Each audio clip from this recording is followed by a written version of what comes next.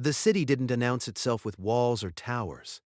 It announced itself with drains. Brick-lined channels running beneath nearly every street, carrying wastewater away from homes with a regularity that most cities wouldn't manage for another 3,000 years. In the year 2000 BC, Mohenjo Daro sat on the western bank of the Indus River in what is now Pakistan. At its peak, somewhere between 30 and 50,000 people may have lived here, though estimates vary. That made it one of the largest settlements on Earth at the time. And yet, almost no one in the ancient world seemed to write about it. No kings are recorded, no temples dedicated to named gods, no inscriptions celebrating conquest. What we have instead is infrastructure, which tells you something important about how this place worked.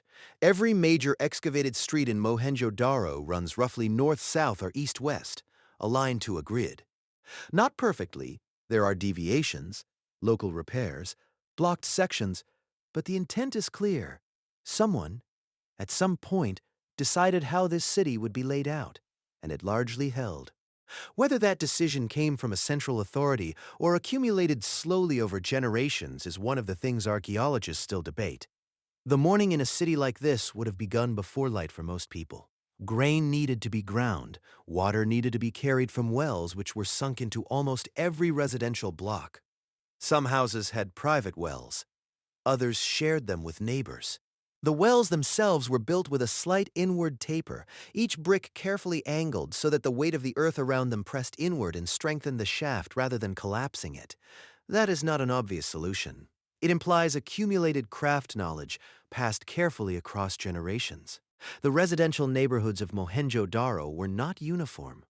Some houses were substantial, two-story structures with internal courtyards, dedicated bathing platforms, and chutes that sent wastewater directly into the street-level drainage system outside. Others were simpler, smaller, connected to the same drainage network but with less space, fewer rooms. The bathing platforms are worth pausing on. They appear in hundreds of excavated homes, flat, carefully laid brick surfaces, slightly raised or edged to contain water and direct it toward the drain.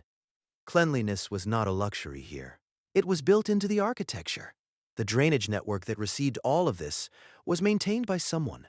Archaeologists have found access points along the covered channels, removable brick covers that allowed workers to clear blockages. That means there was likely some form of organized maintenance, which in turn suggests some form of civic coordination, even if we can't name who was responsible. By mid-morning, the lower city would have been active with trade and craft work. Mohenjo Daro's artisans produced work that has survived to tell part of the story. Tiny carved seals, hundreds of them, made from steatite, have been found across the site and at trading settlements stretching toward the Persian Gulf and Mesopotamia. Each seal typically carries an animal image and a short line of script that has not yet been deciphered. That last fact matters enormously. The Indus script remains unread. No bilingual text has ever been found. No Rosetta Stone equivalent exists for this writing system. So when you look at one of these seals, the humped bull, the horned figure seated in what some scholars call a meditative posture, the unicorn-like animal that appears most frequently, you are looking at meaning you cannot access. The people of Mohenjo Daro were literate in some functional sense, and we cannot read a word they wrote. The seals were almost certainly used in trade, pressed into clay tablets or packet closures to mark goods or authenticate transactions. Some have been found with what appear to be standardized weights alongside them. The weight system used across the Indus Valley was remarkably consistent. A binary sequence scaling in a ratio that has been measured across hundreds of excavated examples. This level of standardization across a region stretching more than 1,000 kilometers suggests either tight central coordination or a shared commercial convention that became too embedded to abandon. Both explanations raise further questions that the evidence can't yet settle. The streets at midday would have carried a specific kind of noise. Mohenjo Daro had no large animals in the streets the way later ancient cities would. No war elephants, no cavalry, no wheeled carts drawn by oxen in the archaeological record from this phase. What moved through the streets was largely human. Potters carrying vessels, traders with bundles, children, workers. The city had a large public building sometimes called the Great Bath. A watertight pool about 12 meters long, built with precisely laid bricks sealed with gypsum and a layer of bitumen to prevent seepage. No one knows exactly what it was used for. The ritual interpretation is popular, a place for purification before religious ceremony. But that is inference, not evidence. What is certain is that it required serious engineering commitment. The pool sat within a larger complex on the elevated western mound, the area archaeologists call the citadel. This raised platform built up with millions of fired bricks separated one part of the city physically from the rest. Whether that separation was administrative, religious, or simply practical flood protection remains genuinely unclear. The citadel also contained a large colonnaded hall, a structure sometimes called the granary, and several other substantial buildings. The granary interpretation has actually fallen out of favor with some researchers. No grain residue was found in sufficient quantity to confirm the label, which is a useful reminder that the names archaeologists give to ancient buildings sometimes reflect assumption more than evidence. Across the city, specialized craft production was geographically clustered. Bead makers working with carnelian, a red-orange stone sourced from Gujarat hundreds of kilometers away, concentrated in certain areas. The process of making a single carnelian bead was not quick. The rough stone had to be heat-treated to deepen its color, then shaped, drilled with a hardened point, and polished. A skilled worker might produce a handful of finished beads in a full day. Those beads traveled. They have been found in graves at Ur in Mesopotamia, in hoards along the Persian Gulf Coast, in settlements far outside the Indus Valley. Mohenjo Daro was not isolated. It was a node in a trading world. Copper tools, bronze objects, cotton was likely being cultivated and spun in the Indus Valley earlier than almost anywhere else. All moved along routes that are only partially understood. By afternoon, the potters would have been managing their kilns. Indus pottery is consistent across the civilization to a degree that is almost strange.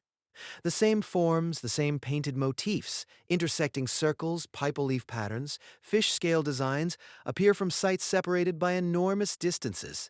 Whether this reflects centralized production, shared training traditions, or a common aesthetic that spread through trade contact is another question without a clean answer.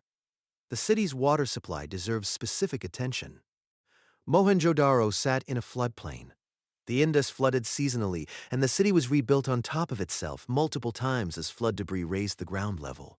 Evidence suggests the city's platform was deliberately raised and maintained over centuries, requiring continuous collective labor simply to keep the settlement viable. Living here was not passive. The city required ongoing work just to remain above water. As the afternoon cooled, the residential neighborhoods would have settled into the routines that all cities share across time. Food preparation, the end of the working day, the particular noise of a densely populated area in the hour before dark. Mohenjo-Daro had no identified palace. No burial ground with markedly richer graves has been confirmed within the city itself. The absence of extreme elite display, the kind that defines contemporaneous cities in Egypt or Mesopotamia, is one of the most discussed features of Indus civilization. Some researchers interpret it as evidence of a more egalitarian social structure, at least by ancient standards. Others argue the elite simply expressed status differently, or that the evidence is incomplete, or that power was exercised through control of trade and craft production rather than monumental self-celebration. None of these interpretations can be confirmed while the script remains unread. The evening in Mohenjo-Daro would have ended as it began, with the maintenance of ordinary systems, waste moving through drains, water drawn before curfew, lamps lit with oil. The city that archaeologists excavated beginning in the 1920s had already been abandoned for roughly 3,500 years. Why it was abandoned is another question that does not have a settled answer. Climate shift, river migration, disruption of the trade networks that sustained it, epidemic, all have been proposed, and most researchers now favor a slow fragmentation rather than a single collapse event. The violence hypothesis, an invasion that destroyed the city, was argued for decades based on scattered skeletal remains, but that interpretation has been largely revised. The skeletons appear to date from different periods, and the city shows signs of gradual decline rather than sudden destruction. Mohenjo-Daro was not conquered. It was, more likely, slowly abandoned as the conditions that had made it work began to shift. By around 1700 BC, the large urban centers of the Indus Valley had largely emptied. The populations didn't vanish. They dispersed, reorganized, continued in smaller settlements.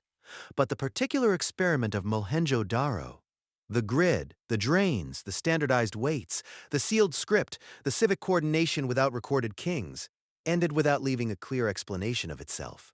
As with most things about this civilization, the details depend on which evidence you weigh and which interpretations you trust. What the city does leave behind is a specific kind of argument that organized large-scale urban life is possible without the monuments that usually tell us power was there. The drains ran. The wells were maintained. The beads traveled 1,000 kilometers. Someone made all of that work, and we still don't know their name.